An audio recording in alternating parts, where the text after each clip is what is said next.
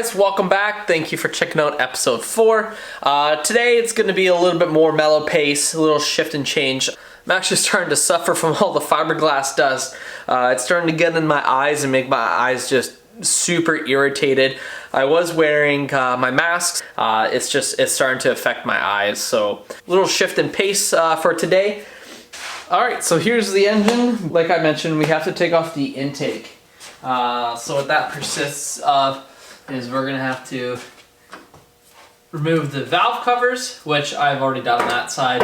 This side's already loose. I'm going to have to disconnect the upper rad hose, which shouldn't be a problem. Everything is just pretty much in place at the current moment because I was making up the fresh silicone couplers and everything.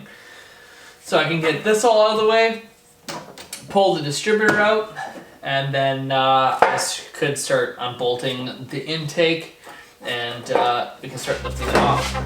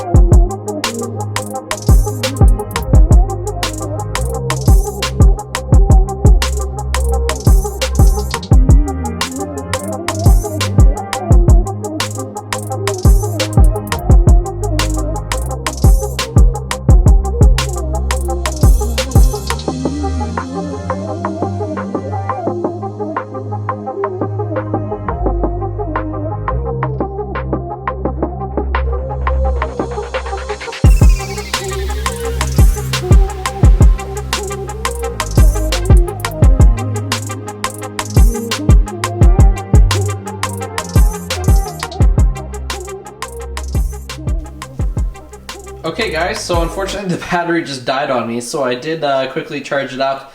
Did a little bit of work while it was charging up. So as you can see, what we got here is I ended up taking off the intake manifold, and then I got a bunch of rags in the valley there, just that way all the crap and debris doesn't get caught up all in there.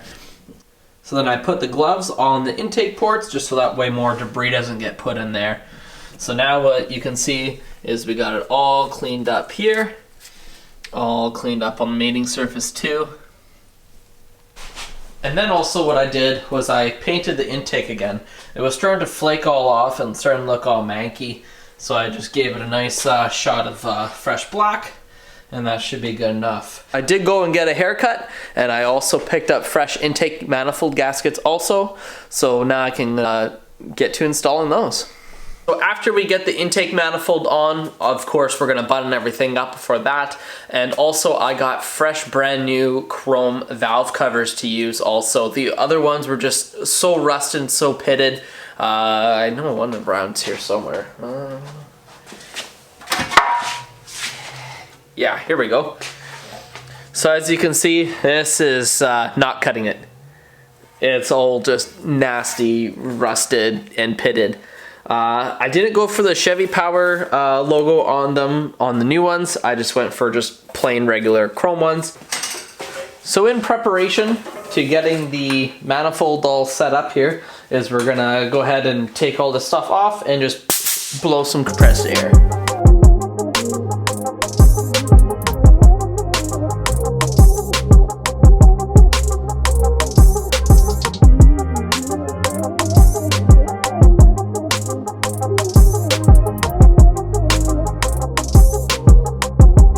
Alright, so here's our gasket set. It is from Felpro.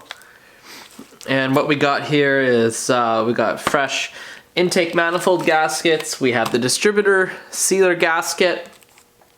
We also have the valley wall gaskets. I have always been told not to use these. These will leak. So we actually have special high temp RTV seal for that. let's get these all opened and make sure that they are the correct ones. Pretty confident they are. Bought these ones multiple times, but who knows? Things can always be packaged incorrectly, so just want to double check.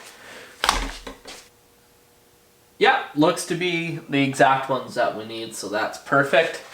The issue that we ended up running into last time, right here, it was squished down, but because there's oil contaminants, it didn't actually stick. And also it didn't help that I was pretty conservative with the bead. I'm gonna lay it on super thick this time around, and hopefully we get no oil leaks.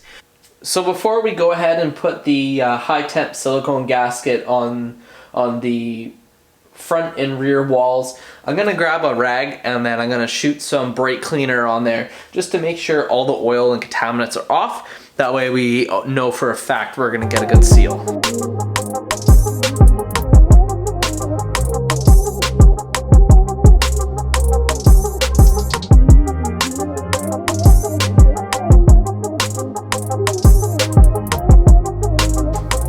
Yeah, definitely glad I'm cleaning that. That's nasty.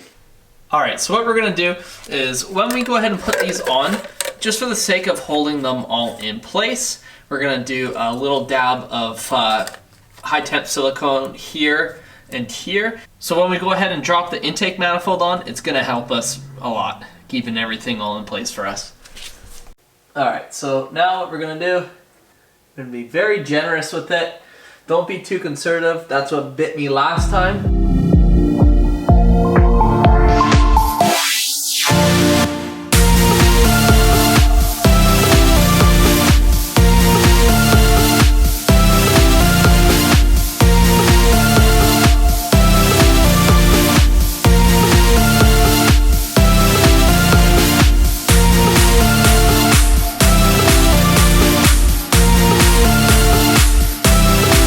So as you can see, we went pretty heavy on the sealant there, especially on the back.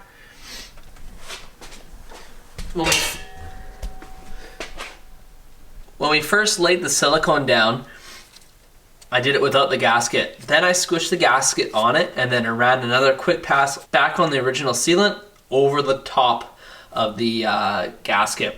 That way there's no seepage of oil leaking past, nothing like that. Now I'm gonna grab the intake manifold and we can start putting that on.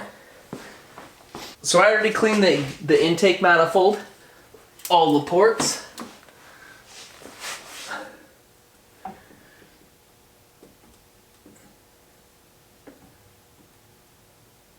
And just set it down.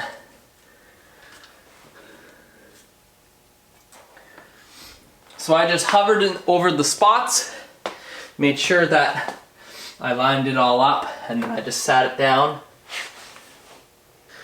And we're good. Alright, so now that we let it skin up for a little bit, let's go ahead and put the bolts in. I already took the wire wheel to it, and I made sure that all the threads were nice and clean.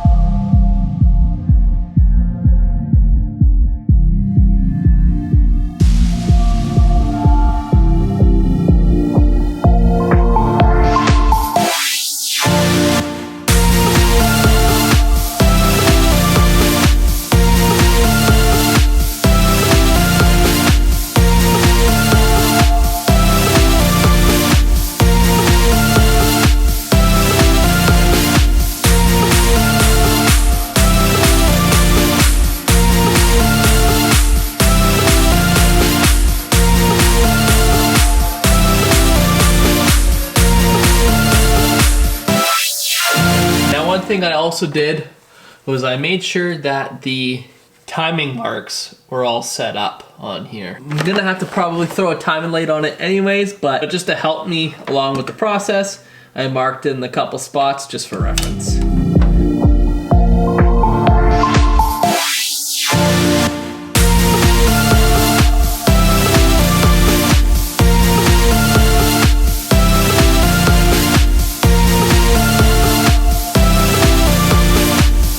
Go ahead and get the carb on. There is the carb. Ain't she beautiful? Alright, so we'll get the carb gasket in place first. Laid down there. Then we'll get the carb laid on. Get the nuts on just to secure it.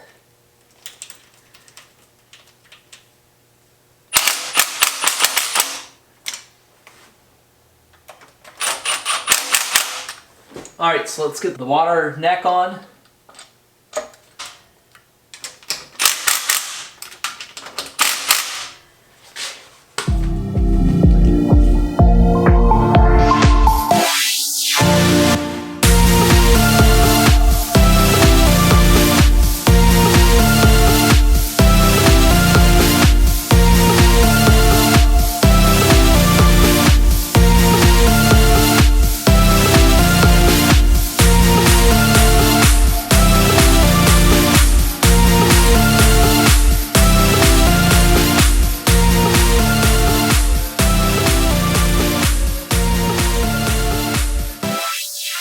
Alright, so now we can get the turbo oil feed line rerouted.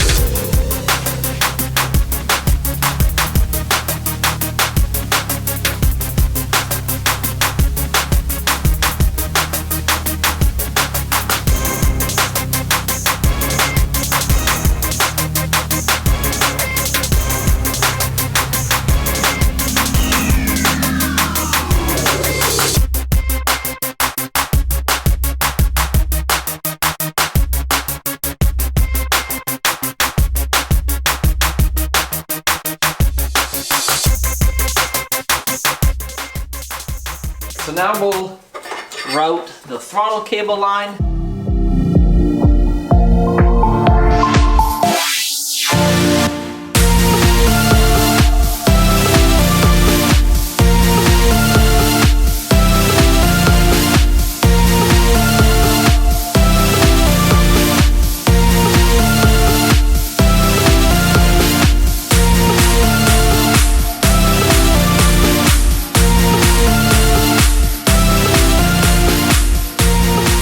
Okay guys, well thanks for stopping in. That's all for tonight. I gotta get going here. It's starting to get pretty late. We'll pick up where we left off. More engine stuff to come. Thanks for watching. Take care.